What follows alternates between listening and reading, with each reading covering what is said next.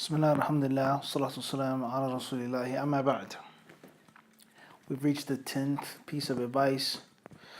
The author, Hafidhullah, he says, Al-Amr al-Ashir, تكرار ما حصلت من العلم سواء كان محفوظا أو مفهوما أو مقروءا. Repetition. You have to constantly repeat what you have obtained, what you have now into your memory bank, what you have under your belt, quote unquote. That which you've placed into your treasure chest, your mind palace, your heart and your mind, that which you have, the ground of which you've covered in ilm, you got to keep repeating it now. Regardless whether it's by memory, regardless of something that you understand, or whether it's something that you have read. Pay close attention now. Many people didn't talk about repetition. They only talk about repetition of memory, of hifd, mahfuz. I memorized a Matan al-Ajurumiyya, so I'm going to keep going over it and keep repeating it over and over again, okay?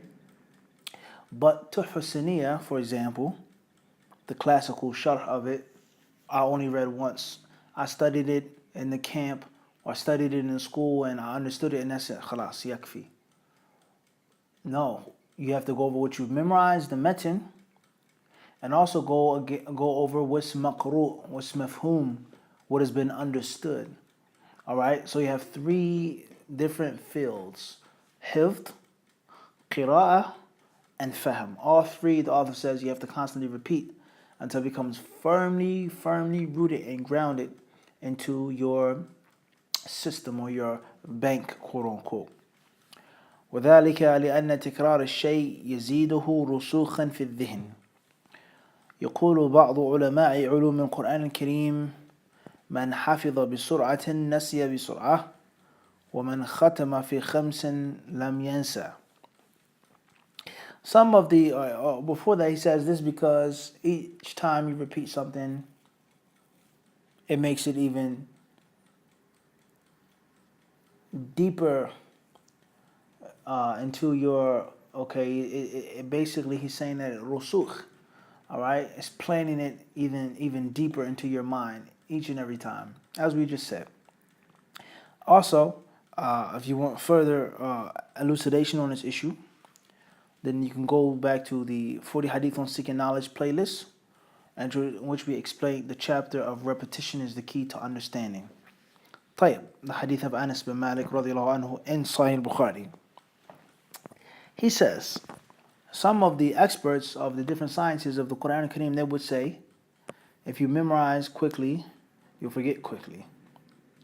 But those who make a khatam, they finish the recitation of the Quran, and each 5 days or 5 nights, they'll never forget. يعني من كرر حفظه للقرآن الكريم في كل 5 أيام مرة فالغالب أن حفظه يكون راسخا مستقرا في ذهنه. فإذا استفدت معلومة فإن تكرارها وتردادها والإخبار بها من أسباب رسوخها وبقائها. He then goes on to explain that statement about repeating what you memorize from the Quran every 5 days. In most cases you won't forget, and in most cases your memory will be firm. He says, so whenever you get a piece of information that you benefit, إذا استفدت, you benefit some information, then when you repeat it, you practice it over and over again, continue to rehearse it. Another very key important point, he says, وَالْإِخْبَارِ بِهَا, and telling others about it. Then, bidnillahi ta'ala, this is one of the ways of you locking it in and saving it, is to tell others. Okay, and we explained this before with the concept of giving a class or writing a book or holding a halaqah. All right, is that it's a benefit for yourself first and foremost.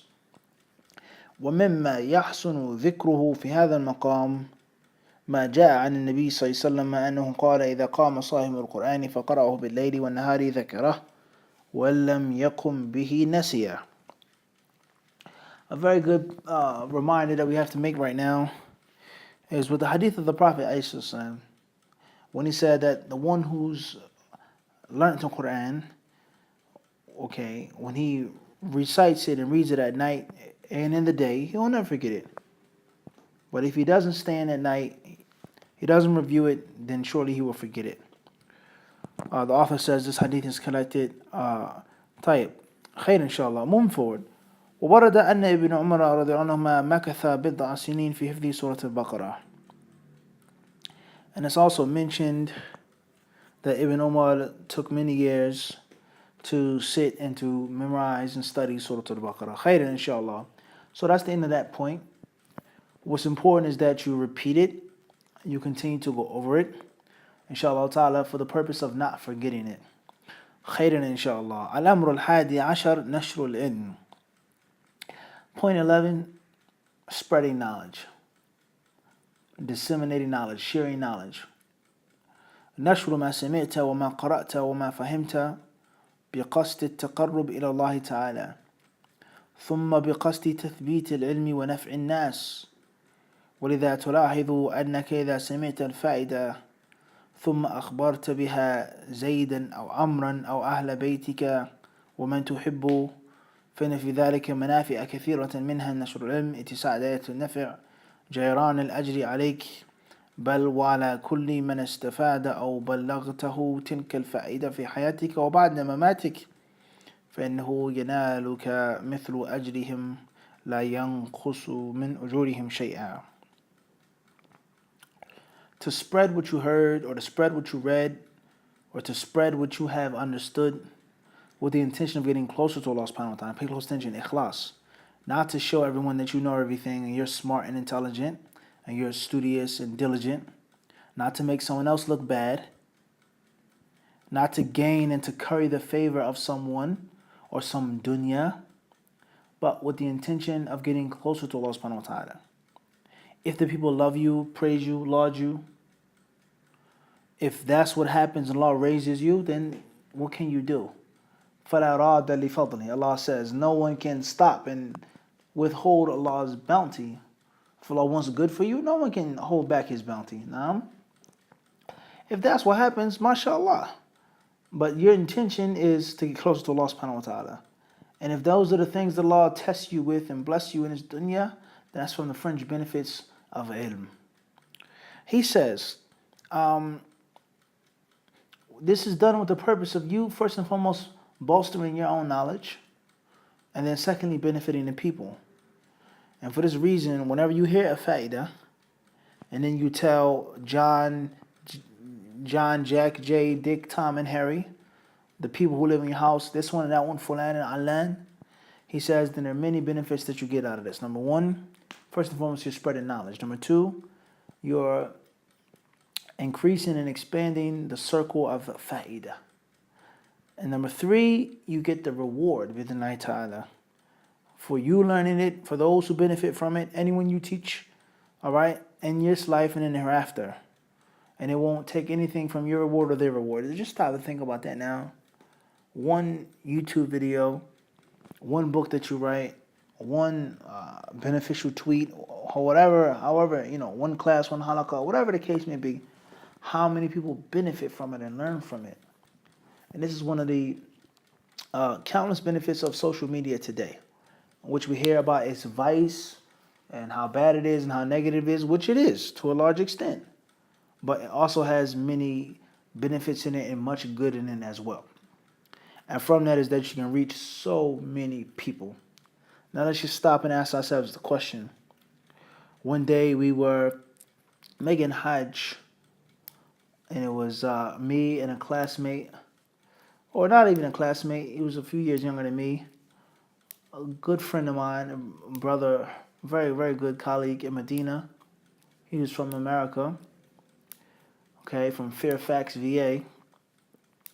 And we were in the tent together, and we were reading and studying some books of Mustalah al-Hadith and Kutub al-Hadith and things like this. And he just stopped and he smiled. He said, hey Mufti.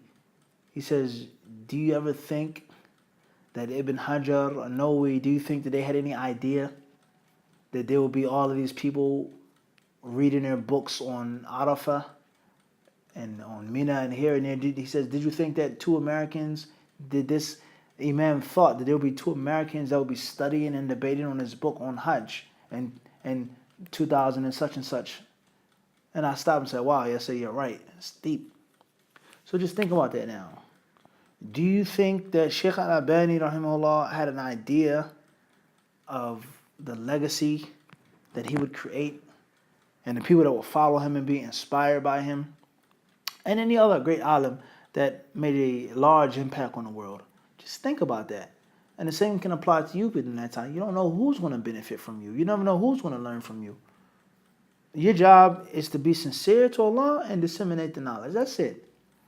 Me, myself, and my humble efforts that Allah has allowed me to put forth, alhamdulillah, only Allah knows how many people I met that I never saw a day in my life, all walks of life, man, woman, and child.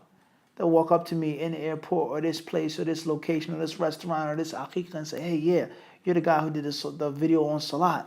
Jazakallahu khairan. I learned so much. And this old lady walks up to you and says, I never knew this. I've been Muslim my whole entire life. And this old brother, who's in his 60s, he says, I learned more in 3 days than I did in 50 years. And the list goes on. You never know who's going to benefit from you. You never know who's going to learn. So don't be stingy with knowledge, because if you're stingy with knowledge, first and foremost, you're stingy upon yourself. Your own good deed, the hasanat that you strip yourself from getting, and reviewing the knowledge. And a true master of any art knows that the skill grows through teaching. Naam. Khairan inshallah. Al-amru al-thani ashar, kathratu shukri Allahi ta'ala وكثرة حمده كلما ازددت علما. Point number 12 is constantly thanking Allah subhanahu wa ta'ala and constantly praising Him azza wa jal. Whenever you get knowledge, thank Allah subhanahu wa ta'ala. قال أبو قلابة إذا أحدث الله لك علما فأحدث له عبادة ولا يكن همك أن تحدث به الناس. Abu Qilaba, from the people of the past, he said, when Allah gives you more knowledge, then make more ibadah. And your aspiration and your goal shouldn't be to just teach it to the people. Now, obviously, before we move forward, as we always say, and unfortunately in the times in which we live, we have to make this disclaimer. These are not the words of the Nabi al-Kareem. The Nabi al-Kareem, there are hadiths that he says that are absolute, that are restricted, that are general, that are specific, that are abrogated, let alone someone else. So the Prophet's words hold hujjah, they hold weight, legal authority in themselves, but there's a proper way of understanding them.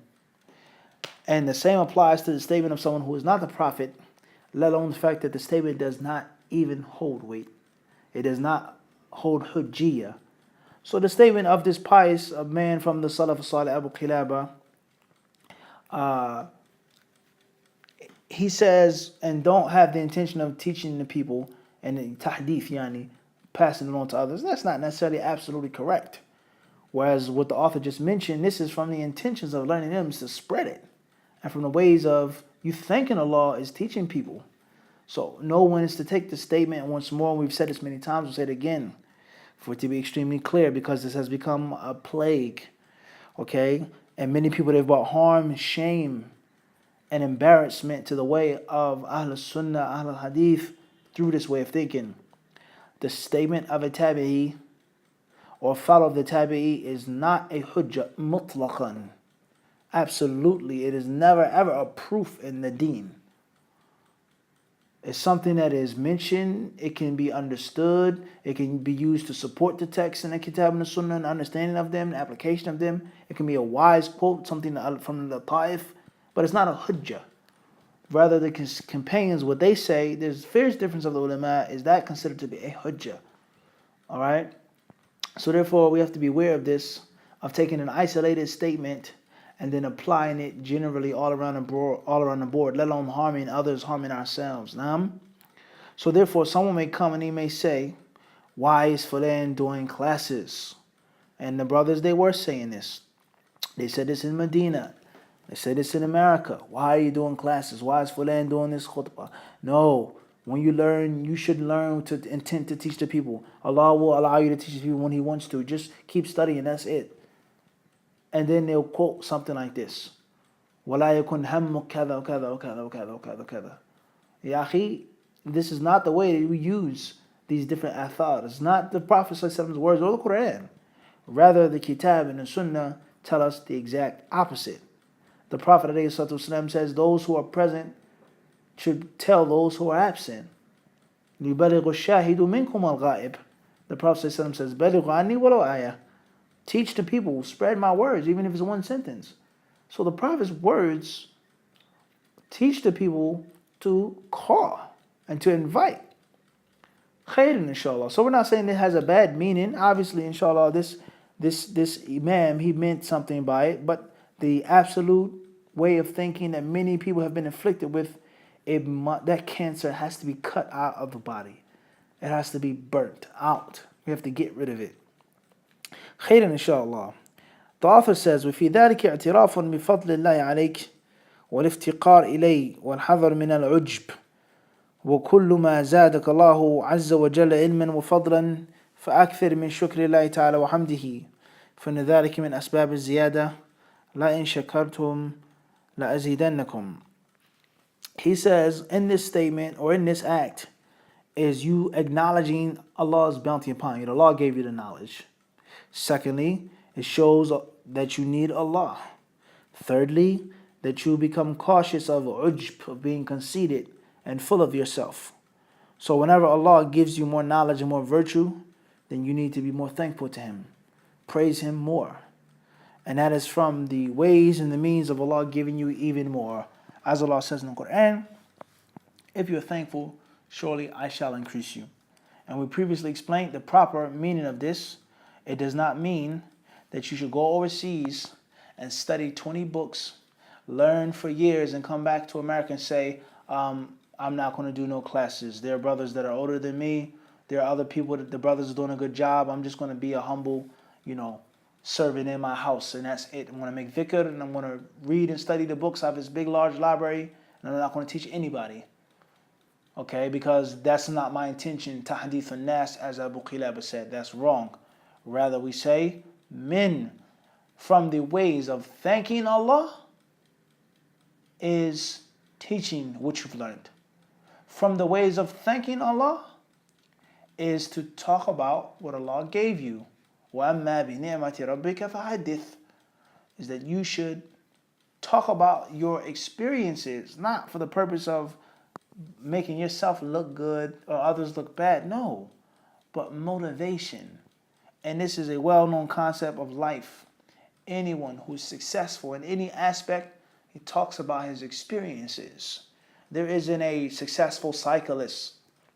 There isn't a successful Olympic swimmer or successful boxer.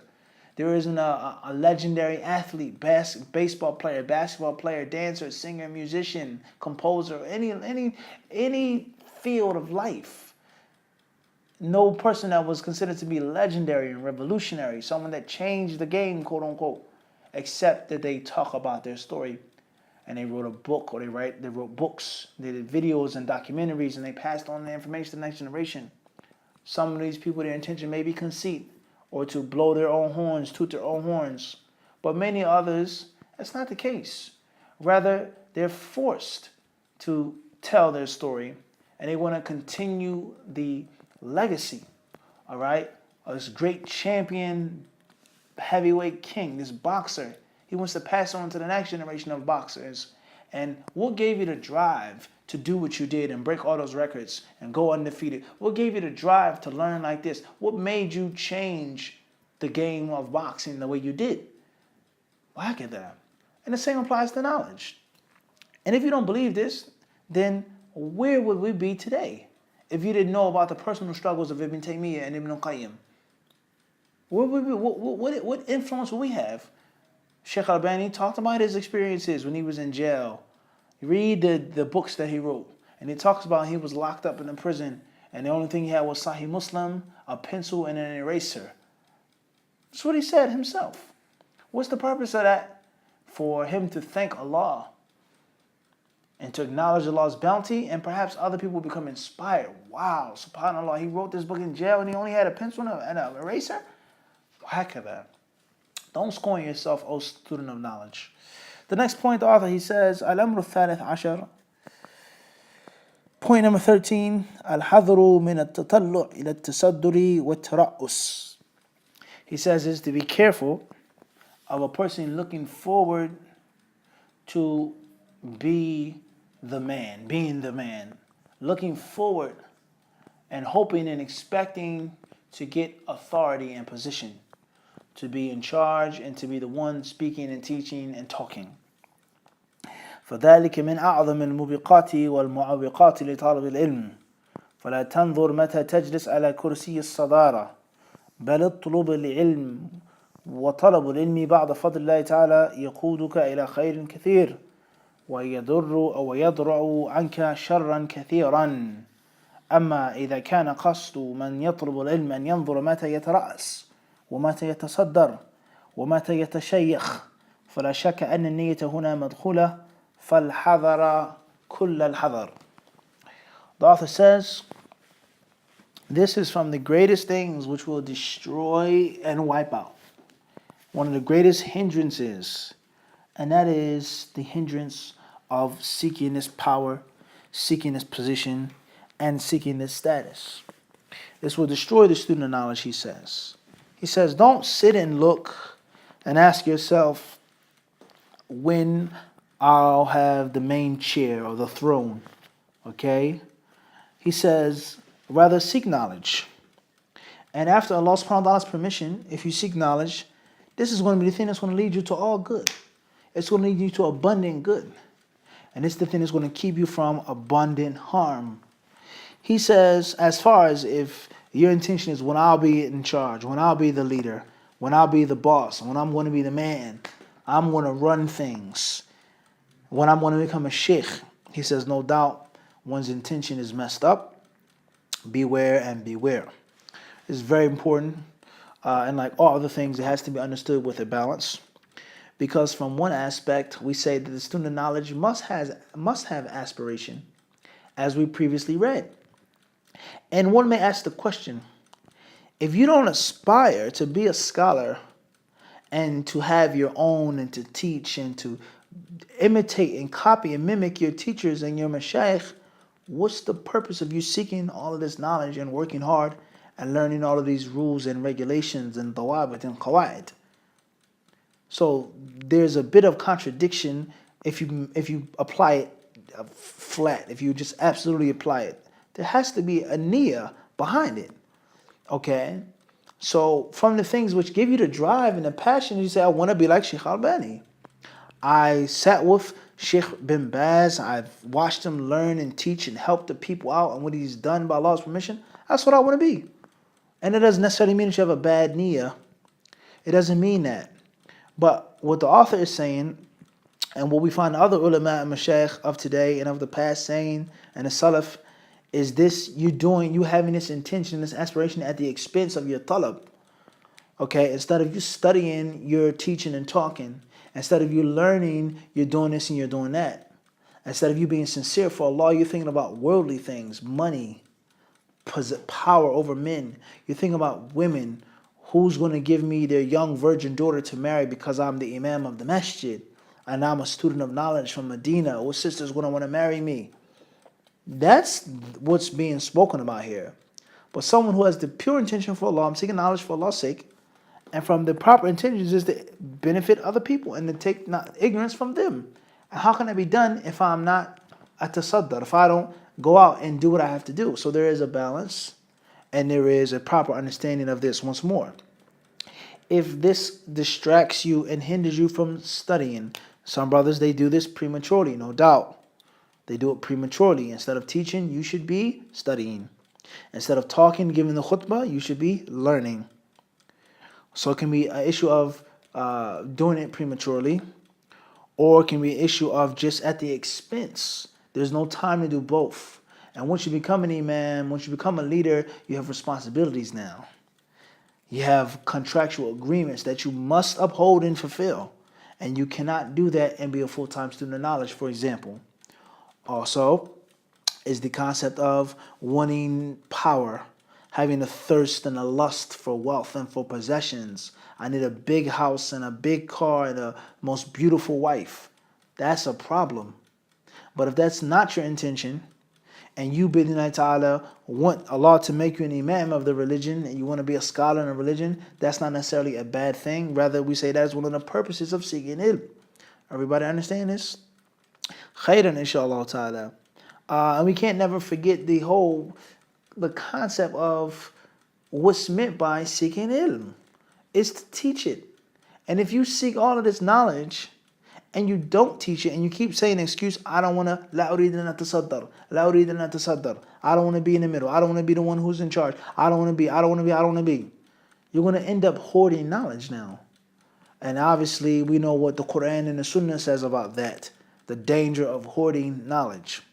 So, in light of the modern pop culture, which you always refer to, okay, and there's wisdoms behind that, one of the most popular boxers of the modern age, we won't mention his name, okay, is well known for his flamboyance, okay, and his high, yani, ranked fights and the prices and how much money is involved in one fight and the promotion that goes. So they asked him one day, says, why is it all about money? Why won't you fight this fighter and that fighter if he won't agree to a lower price, or you get a bigger part of the purse and so on and so forth, and, you know, blah, blah, blah, blah, blah. Okay, if he doesn't get tested, what's the big deal? You know, why do you like to be so pretty? And he said, let's not forget that I'm a prize fighter. Let's not forget that. The word is prize fighter, a prize fight. And this whole thing is based off of money. Let's not forget that. Boxing is an art, it's a skill, it's a legacy, it's this and it's that, the great ones. But don't ever forget that this whole thing is based off of money. And if it wasn't for money, my fights wouldn't be on television. No one would know my name. I wouldn't have no gym. I wouldn't have no trainer or no cut man or no corner if it wasn't for money. So let's not get sidetracked that one of the most important goals, not the only thing, but one of the most important things behind me fighting and being such an excellent fighter is money. Because I'm a prize fighter. So the wisdom being applied here is that the knowledge you learn for Allah's sake, you're sincere. You don't seek authority and power and status. But don't ever forget that the purpose of learning is to teach. The Prophet ﷺ received the Quran to do what? لِأُنذِرَكُمْ بِهِ وَمَنْ بَلَغْ. He says, Allah Azza wa Jal, He says, وَأُوحِيَ إِلَيَّ هَذَا الْقُرْآنِ, that this Quran has been sent to me for me to warn you, Quraysh. وَمَنْ بَلَغَ, and anyone it reaches. That's why the Quran was sent down upon the Prophet.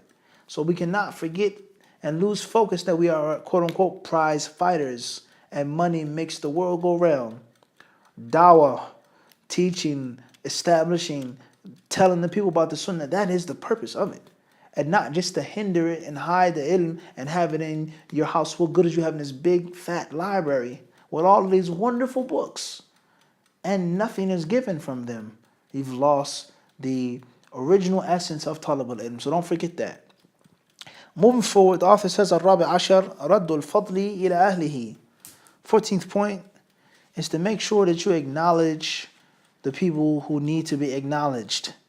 Is that when there's something that's virtuous, that you give it, or you give the people their necessary props and their necessary respects. You give the people who have a virtue over you their virtue. Someone that you've benefited from, you've learned from, you got some information. I came across this faida from such and such. I was taught this by such and such. I read this in a book that's authored by such and such. And you don't steal it and take it yourself like you discovered it and you felt it and that you knew about it all along. The author, he says, Al-fadlu kulluhu lillahi azza wa jal. أو سبحانه وتعالى إن الفضل بيد الله يؤتيه من يشاء هذا لا إشكال فيه لكن من علمك علما وأفادك فائدة ودلك على أمر جهلته فرد له فضله. يقول أهل العلم من أسباب بركة العلم أن ترد الفضل أو أن ترد الفضل إلى أهله. The author, he says, the fadl, the virtue, is all for Allah subhanahu wa ta'ala. As Allah says in the Quran, indeed the fadl is in the hand of Allah. He gives it to whom He wills. He says there's no doubt about that. However, anyone who teaches you some knowledge, and anyone who gives you a benefit that you previously didn't know about, then you should give him his virtue, give him his props, give him the respect that he deserves. As the people of knowledge say, from the barakah of ilm, from the barakah, showing that your knowledge is beneficial and is wholesome, and you really learned from it, from the barakah of ilm, is that you return the virtue to those who deserve it. You give the respect and the acknowledgement of those who deserve. Now, let's just stop and think about this now. Only Allah knows when a person studies with someone, or a person is the author of a book or a series of books, a person is done so much for dawah in a country or a land, and then something happens, someone learns something, someone is refuted, this one, that one, and then they just totally disavow the person. They don't say that he made a mistake, or he was an innovator now, or he went astray and he was refuted by Sheikh Fulan, and we don't take from him now, but alhamdulillah for the previous things we had. And no, they totally disacknowledge. They say, we never studied with this person. We never had anything to do with him. I was never a student of Dr. Fulan, never. We never learned from him. He was never a real teacher. We only, benefited from his translation of the words of the scholars. That's what people say. As people have said, and they continue to say this. Or if it's a personal issue, why don't you study with Brother Fulan anymore? Why, I never was really studying with him like that. He was just helping me out, with my paperwork in the Jamia. That's it. Or, I went over his house a couple of times. I visited him, but that was it.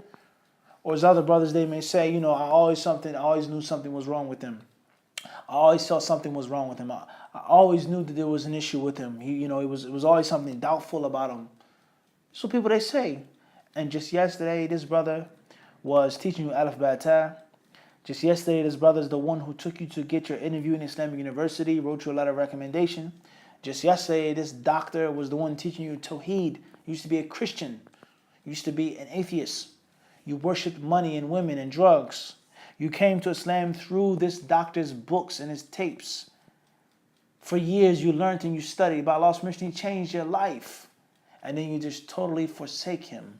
Obviously, this done under the cloak of Ahlul Bidah and free yourself from the people of falsehood and be clear and Innaha Sophia and so on and so forth, what they say, shows a great deal of disloyalty, and that anyone who acts and behaves like this is a very ignoble person by nature. They don't know nobility. They don't have they don't have a little bone in their body. Okay, and they're low base people, as we say, scum. Someone who doesn't acknowledge any ma'ruf that was done for them. Okay, a person that says, well, you just showed me the book, but I could have found it myself. I could have learned it myself. I could have did it myself. All right? So this is very sad and it's very unfortunate. And this has become a very widespread practice by many people who say that they're Salafi and claim to be Salafi and claim to follow the scholars. They totally disregard the virtue of the people who have virtue over them. Under the cloak, under the guise of he's an innovator now, he's a deviant now, so on and so forth. And sometimes it's not even that. All right? That's sad. And if that's your behavior and how you act as a person, know for sure that one day someone will betray you. Someone's going to stab you in the back. Thirdly, it's not going to be no barakah in your ilm whatsoever. Because you built your seeking of ilm based off of treachery, based off of disrespect, based off of being ungrateful. To say that I could have learned it myself, but I happened to stumble and trip and fall into the halaqah of Brother Fulan, and then he taught me and took me by the hand, so on and so forth. But I could have did it by myself. There were other brothers that was teaching the same thing. I could have learned that myself. The author, he says, إِذَا أَفَادَكَ إِنسَانٌ بِفَائِدَةٍ من العلوم فأدمن شكره أبدا وقل فلان جزاه الله صالحة أفادنيها وألقي الكبر والحسد. He then quotes 2 lines of poetry in which he says, whenever a person gives you a fa'idah, a piece of knowledge, a science, then be constantly thankful to him and say, may Allah reward Fulan with good. He has benefited me, and throw away pride and envy. The author mentions 2 things now. he mentions that those who don't do this have pride and they have envy. So someone who teaches you something, even if you're not their friend or you don't study with them anymore, they are still to have a certain level of respect and veneration in your heart. What happened with Brother Fulan? I don't know. They say this, I heard this, it's controversy, such and such, man, subhanAllah. But, alhamdulillah, I did benefit from them. When things were going smooth, may Allah rectify his affairs, rectify our affairs. May Allah guide him. And, that's it. I'm not going to say nothing else about him. That's fine if you say like that. Okay, but to just deny and to reject is something which is not a means of barakah, according to what the author is saying. And may Allah have mercy upon the one who said, "Man allamani harfa kuntu lahu abda." He says, anyone who teaches me one harf, one small piece of knowledge, I'll eternally be his servant. وكثيرا ما يضعف بعض الناس عن رد الفضل إلى أهله وبخاصة إذا كان المفيد من أقرانه ولا شك أن هذا من تلبيس إبليس فرد الفضل إلى أهله وأبشر من الله تعالى بما يسرك. He says, and there are many people that are too weak. He says they don't have the ability, they don't have the power and the strength to give or to acknowledge. He says, especially if the one who gives a benefit is one of their colleagues, someone who's of similar age and similar class. He says, this is from the deception of the devil without any doubt. Give the people their respect. Do not plagiarize, do not steal and bite. If someone says something beneficial by something, then give them what they deserve. Tell the people where you got it from. And bidhnillahi ta'ala, you can have a glad tidings from Allah subhanahu wa ta'ala. We'll stop here. We ask Allah Azza wa Jalla to allow us to benefit from what we have heard. Walhamdulillahi Rabbil Alameen.